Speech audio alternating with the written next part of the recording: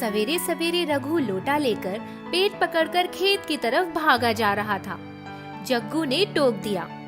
अरे रघु, आज तो फास्ट ट्रेन बन गया है, भागे जा रहा है, स्टेशन लेने का नाम ही नहीं। सारा पानी रास्ते में छलक जाएगा। क्या लोटा खाली लेकर जाएगा? अरे भाई जग्गू, पेट में बड़ी तकलीफ है, बाद में आऊंगा, फिर बात करूंगा। अरे यार, जग्गू के रहते हुए रघु परेशान, ये तो मेरी शान के खिलाफ है। तू बाद में मुझसे मिल लेना। रघु निकल गया। कुछ देर के बाद वह लौटकर जग्गू के पास पहुंच गया। अरे रघु, आ गया तू? अब बता, ये तकलीफ कब से है? वैसे तो 1 हफ्ते से है, लेकिन पिछले 2-3 दिन बहुत बुरे गुजर रहे हैं। पेट ने बहुत बुरा हाल कर दिया है, पूरे शरीर का सिस्टम बिगाड़ कर रख दिया है। रात को नींद में भी पेट पकड़ कर रोता हूँ, पेट के दर्द के साथ जगता हूँ और पेट दर्द के साथ सोता हूँ। किसी दर्द की कोई दवा काम नहीं आ रही है, बस तबीयत बिगड़ती जा रही है।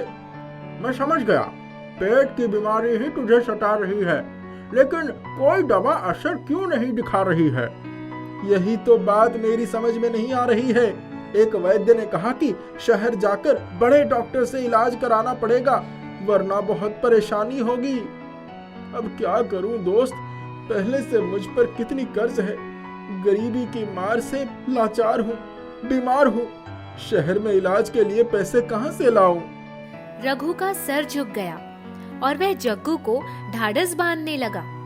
यार तू चिंता मत कर, मैं चमनगंज के एक आश्रम के बारे में जानता हूँ। वहाँ एक बहुत बड़े संत रहते हैं, उनका नाम कीर्तिराज है। वे एक अच्छे वैद्य भी हैं। सुना है उनके इलाज में जादू है। वे बड़े से बड़े रोग को भी आयुर्वेद दवा से ठीक कर देते हैं। यार ये बता, चमनगंज यहाँ से कितनी दूर पर है? यार दूर तो है, यही कोई 6 से 7 किलोमीटर। यहाँ चौराहे से टांगा जाता है। सवेरे जल्दी निकलना, वरना टांगा भी नहीं मिलेगा। ठीक है दोस्त, मैं सुबह बहुत जल्दी निकल जाऊंगा, तभी तो समय से पहुंच पाऊंगा। दूसरे दिन सवेरे 4 बजे रघु अपने घर से निकल पड़ा। रास्ते में जोगेंद्र चाचा मिल गए। अरे रघु, बड़े सवेरे सवेरे कहाँ? इतने सवेरे तो कोई सोकर भी नहीं उठता। हम कुछ गिने चुने लोग ही जो 4 बजे उठकर गांव का चक्कर लगा लेते हैं। कुछ काम है, सुबह जल्दी उठ गया। अच्छा चाचा, ये बताइए कि यहाँ से अगर पैदल चला जाए तो चमनगंज पहुँचने में कितना समय लगेगा? समय तो लगेगा, ये क्यों पूछ रहे हो? अपनी जानकारी के लिए। चाचा भी समझ गए और आगे बढ़ गए। रघु पैदल ही चल पड़ा। उसे तांगे का किराया बचाना था। वह रास्ते में जाते हुए सोच रहा था कि यदि दवा के लिए पैसे कम पड़ गए तो क्या करेगा। अगर पैसे कम पड़े तो ये चांदी वाली अंगूठी बेच दूंगा। दवा लेने के लिए तो रुपए मिल ही जाएंगे। भगवान करे वो दवा असर दिखा दे और मैं ठीक हो जाऊं। कई दिनों से ठीक से कोई काम भी नहीं कर पा रहा हूँ। पास के पैसे थे, वो भी खर्च हो गए। कई घंटे पैदल चलने के बाद रघु आश्रम में पहुंच गया। वहां जाने के बाद उसने संत कीर्तिराज के बारे में पूछा तो उसे घोर निराशा हुई। किसी ने बताया कि वह 1 सप्ताह पहले ही अपने गांव चले गए हैं। अगर उनसे मिलना है तो 1 सप्ताह के बाद आना पड़ेगा। रघु बहुत दुखी हुआ और उल्टे पांव लौट आया। वह फिर पैदल चल पड़ा।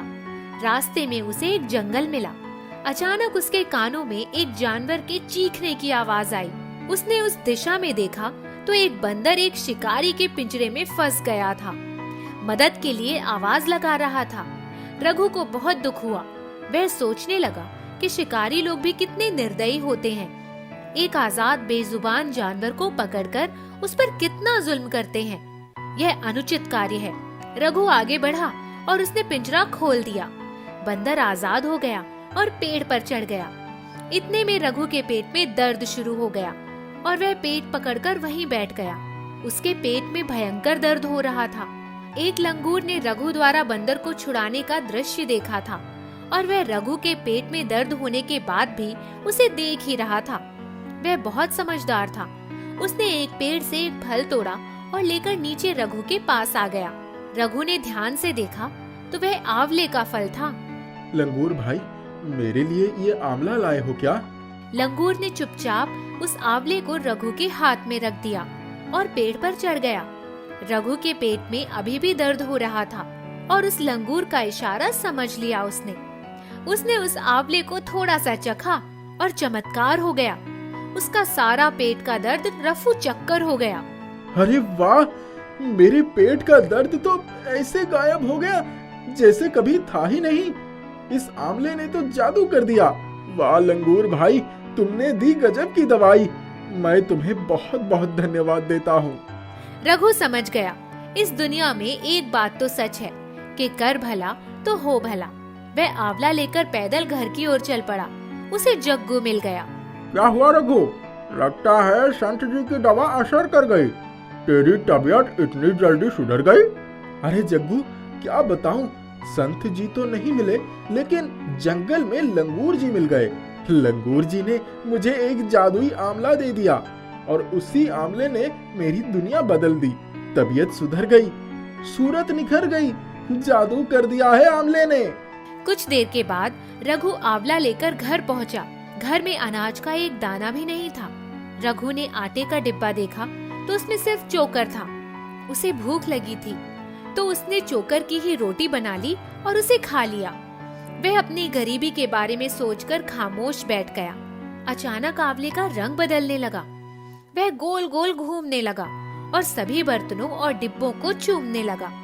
कुछ देर के बाद रघु ने सोचा कि सारे खाली बर्तन एक तरफ रख दिए जाएं। लेकिन यह क्या, सारे बर्तन भारी हो गए थे। खोल कर देखा तो सभी बर्तनों में आटे, दाल, चावल भर गए थे। उसने कपड़े की जेब में देखा तो सोने के ढेर सारे सिक्के आ गए थे। जादुई आंवले ने आज रघु की सारी गरीबी दूर कर दी। रघु की दुनिया बदल गई और इधर जग्गू की नियत बदल गई। उसने आंवले को चुराने की योजना बनाई। उसने जैसे ही आंवले को छुआ, अचानक उसकी तबीयत गड़बड़ाई। उसके पेट में जोर का दर्द उठा और वह इधर उधर भागने लगा। मर गया रे, बहुत दर्द हो रहा है। रघु, तू कहाँ है? मुझे बचा ले। रघु भैया, जल्दी आ,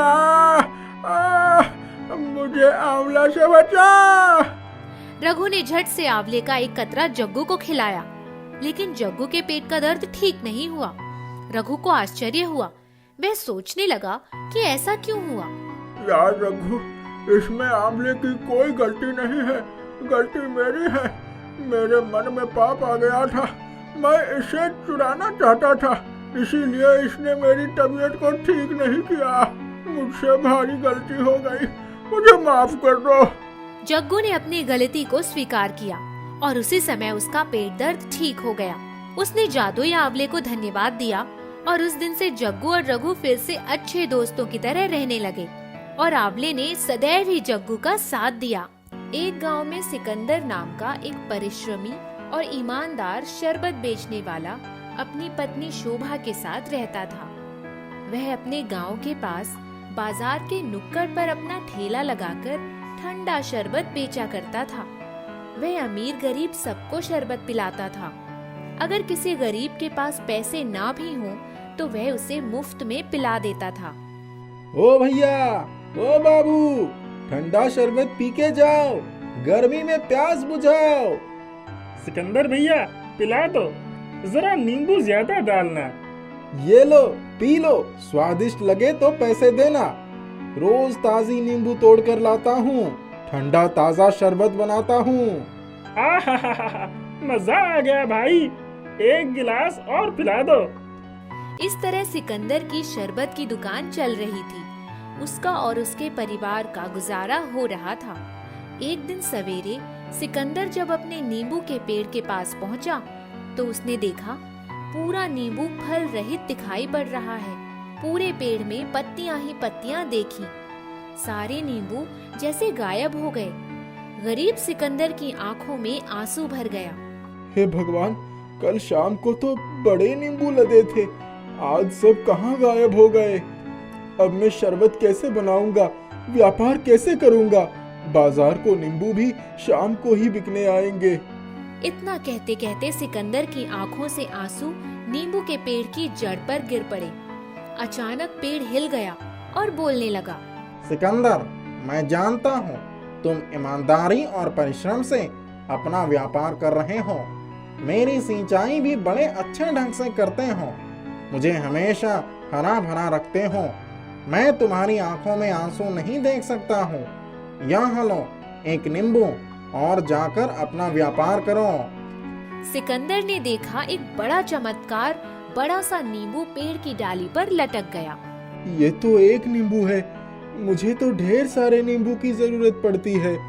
मेरे प्यारे सिकंदर, यहाँ एक ही नींबू काफी है। इसे तोड़कर ले जाओ और इसका कमाल देखो। दोस्त, जब तुम कह रहे हो तो यही सही होगा। ठीक है, शाम को मिलता हूँ। सिकंदर उस विशिष्ट नींबू को लेकर अपने धंधे पर चला गया।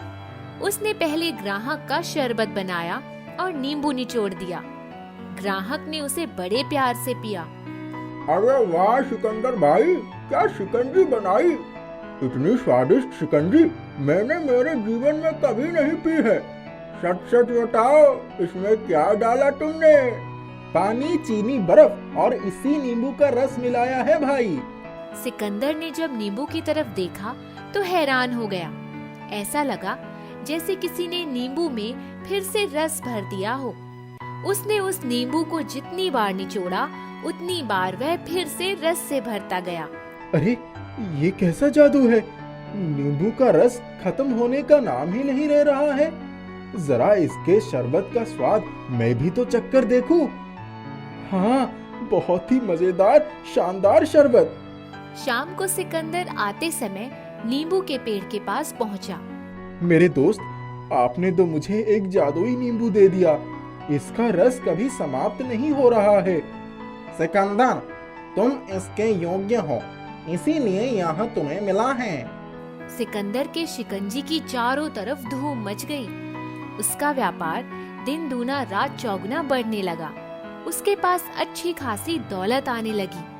अरे भाग्यवान, अब भगवान की कृपा से हम अपने बिटिया रानी की शादी अच्छे ढंग से कर पाएंगे। हाँ, आप सही कह रहे हैं। भगवान ने हमारी सुन ली, जो हमें ऐसा जादुई नींबू दे दिया। सिकंदर के ठेले के पास एक गन्ने के शरबत बेचने वाला मूला नाम का आदमी सिकंदर के व्यापार को देखकर मन ही मन बहुत जलता था। उसने उस जादुई नींबू का चमत्कार भी देख लिया था। वह मन में सोचने लगा कि अगर मैं नींबू चुराकर इसे नष्ट कर दूं, तो सिकंदर का व्यापार लुढ़क जाएगा और मेरा व्यापार सुधर जाएगा। एक दिन सिकंदर पास में ही कुछ काम के लिए गया। मूला ने मौका देखकर जादुई नींबू चुरा लिया। उसने चाकू लेकर उसे काटने की कोशिश की, लेकिन यह क्या, नींबू उछलने लगा। मूला उसे पकड़ने की कोशिश करता और नींबू फिर से उछल जाता। अरे ओ नींबू, रुक जा, वरना कभी नहीं उछल पाएगा। मेरे चाकू के वार से टुकड़े टुकड़े हो जाएगा। नींबू हवा में उड़कर मूला के सर पर टन टनाटन टन वार करने लगा। मूला लगातार मार खाकर बुरी तरह से जख्मी हो गया। अंत में नींबू गायब हो गया। मूला ने पलटकर जब अपनी दुकान देखी तो सारी ईखें गायब दिखाई पड़ी। अरे बाप रे, मर गया भाई। उधर नींबू ने मेरी पिटाई कर दी और इधर किसी ने हाथ की सफाई कर दी। मेरी सारी दुकान साफ हो गई। अरे मेरा धंधा बंद हो गया और सिकंदर की शिकंजी खूब बिक रही है। ऐसा लगता है कि नींबू ने मेरी पिटाई करने के बाद फिर से सिकंदर से मिताई कर ली। अरे बाप रे, मेरी ऐसी कुटाई कभी नहीं हुई थी। क्या हुआ मूला भाई, किसने कर दी तुम्हारी कुटाई? आज तुम्हारी ईंखें कहाँ चली गई? दुकान बंद कर रहे हो क्या? तुम्हारे इतने सारे सवालों का जवाब देने में मेरा दिमाग चकरा रहा है। मेरे पूरे शरीर में दर्द है और बुखार आ रहा है। इतने में जादुई नींबू बोल उठा। ये मूला अपनी गंदी नियत का फल पा रहा है। मुझे नष्ट करने चला था, अब खुद आंसू बहा रहा है। अरे नींबू भाई, इसे माफ कर दो। अब यह ऐसी गलती कभी नहीं करेगा। क्यों मोला भाई? अरे अब मेरी क्या मजाल जो मैं ऐसी गलती करने के बारे में सोचूं भी। सिकंदर भाई, मुझे माफ कर दो। मैंने ईर्ष्या के कारण तुम्हारा बुरा चाहा, लेकिन मेरा ही बुरा हो गया। अरे बाप रे, बहुत दर्द हो रहा है। चलो मैं तुम्हारा इलाज करा दूं। अब आइंदा ऐसा कभी मत करना। जादुई नींबू मुस्कुराने लगा। सिकंदर शिकंजी बनाने लगा। जादुई नींबू ने सिकंदर का हमेशा साथ दिया और सिकंदर की दुनिया खुशहाल हो गई।